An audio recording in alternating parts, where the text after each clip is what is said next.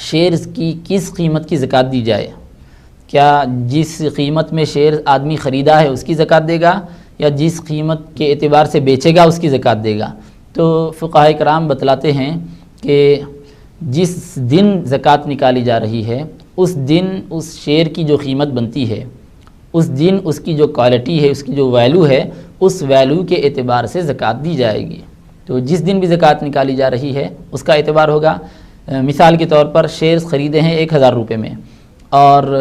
ہو سکتا ہے وہ بک جائیں گے 4000 روپے میں یا 5000 روپے میں، لیکن اب جس دن آدمی زکوٰۃ نکال رہا ہے اس دن کی ویلیو اس کی 3000 کی ہے، تو خریدنے کی جو قیمت 1000 تھی اس کے حساب سے زکوٰۃ نہیں نکالی جائے گی، اور بیچنے میں جو قیمت آنے کی توقع ہے 5000 روپے، اس کی قیمت سے بھی زکوٰۃ نہیں نکالی جائے گی، بلکہ زکوٰۃ نکالی جائے گی فی الوقت کی ویلیو کے اعتبار سے، کرنٹ اس کی جو ویلیو ہے اس کے اعتبار سے، یعنی 3000 روپے مثال کے طور پر اس کے آ رہے ہیں فی الوقت، تو فی الوقت کی قیمت کے اعتبار سے زکوٰۃ نکالی جائے گی۔